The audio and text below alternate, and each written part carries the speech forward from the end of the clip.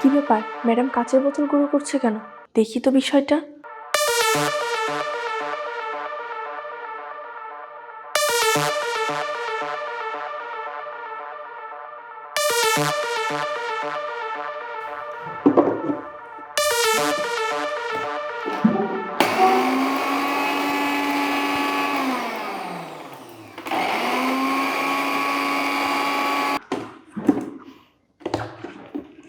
যাক, আমার কাজ শেষ।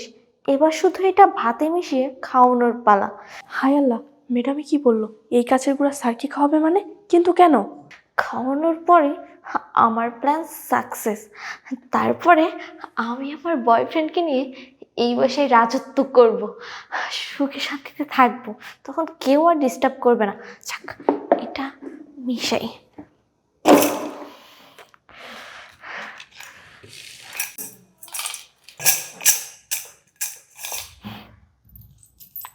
যাক, আমার কাজ শেষ। হোমা, এখন তো দেখি ম্যাডাম স্যারের ভাতের প্লেটে কাচের গুঁড়াগুলো মিশাচ্ছে। না না, কিছুতেই স্যারকে এই ভাত খেতে দেওয়া যাবে না। কিন্তু কি করি? আইডিয়া, বুদ্ধি পাইছি।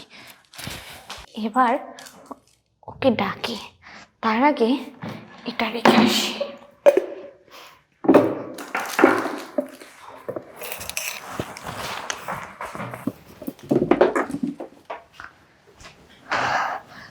ডাকি, আশিক, আশিক। জি বলো। এই, তোমার খাবার বেড়েছি, তাড়াতাড়ি আসো। আসছি আসছি। আচ্ছা, আসো। সবকিছু রেডি করেছো? আচ্ছা শোনো না, আমি এখানে খেতে খেতে তুমি আমার অফিসের ব্যাগটা একটু এনে দাও না। আচ্ছা ঠিক আছে, তুমি খাও, ব্যাগ রেডি নিয়ে আসো। আচ্ছা ঠিক আছে। স্যার, এই ভাত খাবেন না। এই ভাত খাবো না মানে? কিন্তু কেন? স্যার, আপনি যদি এই ভাত খান তাহলে মারা যাবেন। কি বলছিস তুই? এই ভাত খেলে আমি মারা যাবো মানে? তোর কথা তো আমি কিছু বুঝতে পারছি না। স্যার, ম্যাডাম এখানে কাচের গুঁড়া মিশিয়েছে, যেটা আমি নিজের চোখে দেখেছি। বিশ্বাস না হলে দেখেন। হাই হাই, এ শুধু কি সত্যি সত্যি আমার ভাতের ভিতরে কাঁচের টুকরা? কিন্তু এসব কেন মিশিয়েছে? স্যার, আমি তো তা জানি না, কিন্তু ম্যাডামকে বলতে শুনেছি যে আপনাকে মেরে ফেলতে চাই। কি বলিস? আমাকে মেরে ফেলতে চাই? আচ্ছা ঠিক আছে, তুই এখান থেকে যা, বাকিটা আমি দেখছি, যা। আচ্ছা স্যার, ঠিক আছে। যা যা। আমার স্ত্রী আমার ভাতের ভিতরে কাঁচের টুকরা কেন মিশিয়েছে? না না, এখানে তো অবশ্যই কোনো রহস্য আছে। এই রহস্যের উদ্ঘাটন আমাকে করতেই হবে। আর আমার স্ত্রী আমাকেই বা কেন মেরে ফেলতে চাবে? না না, আমি বরঞ্চ একটা কাজ করি। আমি কোনো উচিলা দিয়ে বাসা থেকে বের হয়ে যাই, তারপর আমি আমার স্ত্রীকে হাতে নাতে ধরবো সে আমাকে কেন মেরে ফেলতে চায়। এই, তুমি এখনো খাবার শেষ করোনি? আরে আর বলো না, আমাদের কাজের মেয়েটা আছে না, ওর নাকি ছুটি লাগবে, তাই ওর সাথে কথা বলতে বলতে লেট হয়ে গেছে। আচ্ছা আসো, আমরা একসাথে খাবার খেয়ে নিই। এই, কি বলছো তুমি? আমার হাতে অনেক কাজ, আমি এখন খেতে পারবো না। আরে আসো তো, একটু খেলে কোনো সমস্যা নেই। হ্যাঁ, না না না, আমি খাবো না। নাও। আরে আমার, আরে এটা আমি আবার কে কল দিল? আর বলো না, আপেল কল দিয়েছে। হ্যালো। হ্যাঁ দোস্ত, এই দোস্ত আমার আপনার হার্ট অ্যাটাক করছে, তাড়াতাড়ি আয় তো। কি বলিস তুই? তোর বাবা হার্ট অ্যাটাক করছে মানে? এখনই যেতে হবে? হ্যাঁ দোস্ত, এক্ষুনি আসতে হবে, তুই তাড়াতাড়ি চলে আয় দোস্ত। আচ্ছা বন্ধু, কোথায় আছে, কোন মেডিকেল আছে বল? শিক্ষা মেডিকেলে। আচ্ছা বন্ধু ঠিক আছে, তুই কোনো চিন্তা করিস না, আমি এখন আসতেছি। আচ্ছা আচ্ছা। দেখো না, আমার বন্ধু আপেল, ওর বাবা নাকি হার্ট অ্যাটাক করছে। আমাকে এই মুহূর্তে শিকদার মেডিকেলে যেতে হবে। এই যাবে ভালো কথা, আগে খাবার খেয়ে নাও। আরে খাবার আমি পরে খেতে পারবো, কিন্তু বুঝতে পারতেছো একটা মানুষ খুব সিরিয়াস অবস্থায়, আমি এখন যাই। আরে খাবারটা তো খেয়ে যাও। তুমি বুঝো আমার খাওয়ার সময় নেই, আমি যাই। শিট, এখনো আমার প্ল্যানটা মিস হয়ে গেল। এখন কি হবে? আবার নেক্সট প্ল্যান করতে হবে। তুমি আসছো? হ্যাঁ আসছি। হ্যাঁ আচ্ছা ঠিক আছে, চলো সোফার রুমে।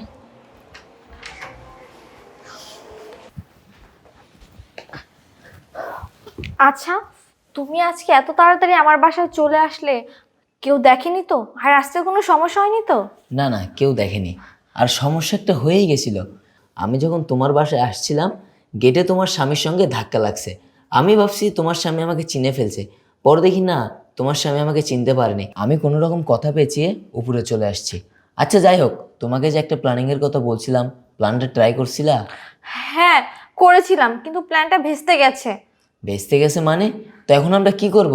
কতদিন আর আমরা লুকিয়ে লুকিয়ে মিট করব?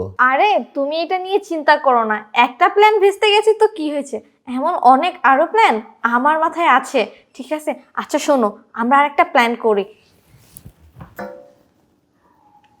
বুঝেছো? হ্যাঁ, এই প্ল্যানটাই ঠিক আছে, এইটাই কাজ করবে। আচ্ছা যাই হোক, বাদ দাও, আমরা যেটা করতে আসছি আগে সেইটা করি। আচ্ছা ঠিক আছে, চলো।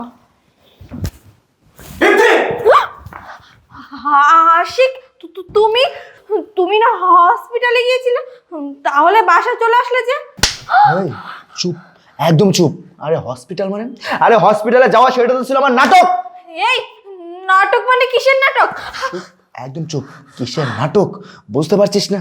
এই তুই কি ভেবেছিস আমার সাথে মিথ্যা নাটক করে, আমার সাথে এরকম অভিনয় করে আমাকে মেরে ফেলবি?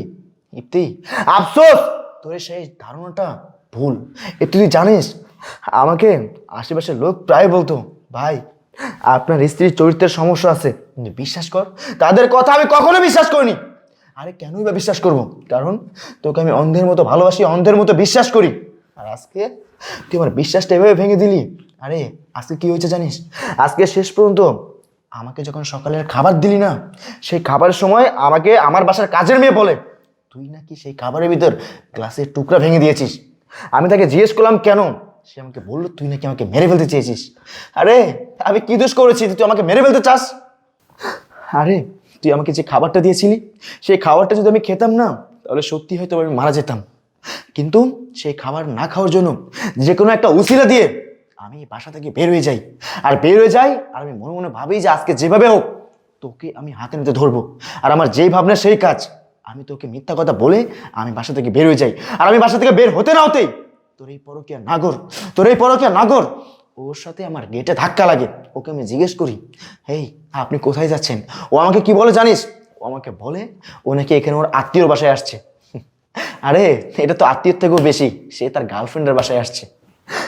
আমি না ভেবে পাচ্ছি না ইপ্তি, আমার ভালোবাসার মানুষ আমার সাথে এরকম বিশ্বাসঘাতকতা বেইমানি করতে পারে। এই তুই কি বলতে পারবি বিয়ের পর থেকে তোর কোনো চাওয়া পাওয়া আমি অপূর্ণ রেখেছি? তুই আমার কাছে যখন যেটা চাইতি আমি তখন তোকে সেটাই দিতাম।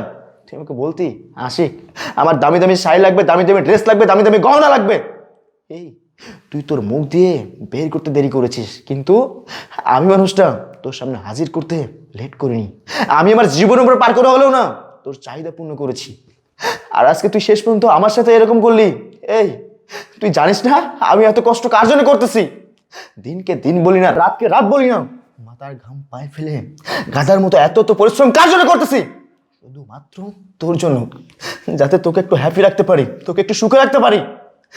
আমি তোর কথা প্রতিটা মুহূর্ত চিন্তা করি, কিন্তু তুই একটাবার আমার কথা ভাবলি না। এই তুই কি মানুষ? আমার তো মনে হয় না তুই মানুষ। তোর ভিতরে কি বিবেক মনুষ্যত্ববোধ বলতে কিছু নেই? আমার তো মনে হয় না তোর ভিতরে বিবেক মনুষ্যত্ববোধ বলতে কিছু আছে। আজকে তোর ভিতরে যদি বিবেক মনুষ্যত্ববোধ বলতে কিছু থাকতো না, তাহলে এমন জঘন্য কাজ তুই কখনো করতে পারতি না। আমার কথা না ভেবে পরে কেন নেকটার সম্পর্কে জড়াতে পারতি না। আর এই ছেলে তোকেই বলছি, তুই বা এমন একটা জঘন্য কাজ কিভাবে করতে পারলি? আরে ভাই তুই কি জানতি না তুই যার সাথে সম্পর্ক করছিস সে একটা বিবাহিত মেয়ে, তার স্বামী আছে।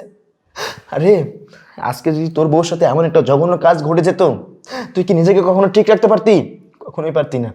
আর তোকে বা এত কথা কেন বলছি? কারণ যেখানে আমার ভালোবাসার মানুষ, আমার ভালোবাসার স্ত্রী আমাকে বুঝলো না, আমার খেয়ে আমার পর আমাকে পেছন থেকে ছুরি মারতে পারে, সেখানে বাইরের লোকের কথা বাদই দিলাম। ইপ্তি তোকে একটা কথা বলি, তোদের মতো মেয়েরা না কখনো সংসার করতে পারে না, সংসার করতে পারে না। তোদের মতো মেয়েরা পারে শুধু সংসার নষ্ট করতে, সংসার ভাঙতে।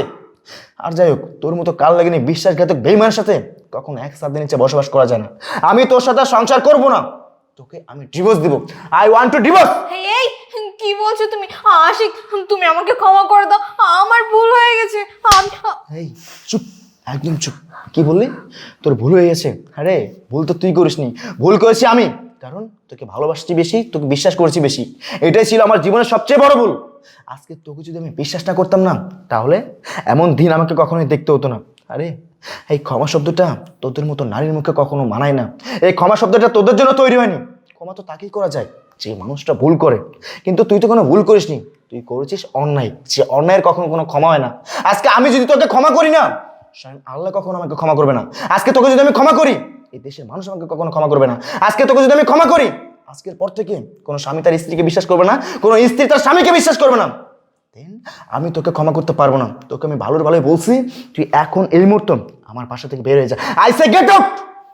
আর এই ছেলে তোকে কি নতুন করে 3rd ডিগ্রি এখান থেকে বের করবো, নাকি ভালোর ভালো এখান থেকে বের হবি? যাবে না।